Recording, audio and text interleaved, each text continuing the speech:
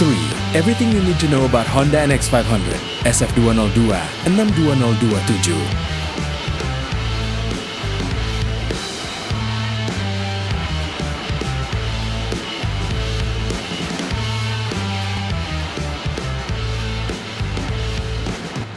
Key things you need to know. 1. Engine and performance.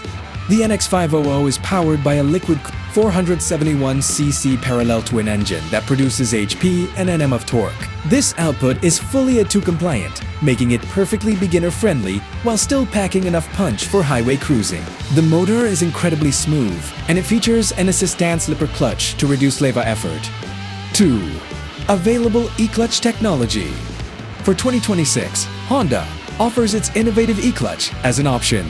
This system allows you to start, stop, and shift gears without ever needing to touch the physical clutch lever. You can still shift manually with your foot if you prefer, giving you the best of both worlds.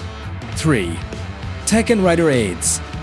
Honda stepped up the technology package significantly on the NX, addressing common requests from previous CB500X models. TFT display.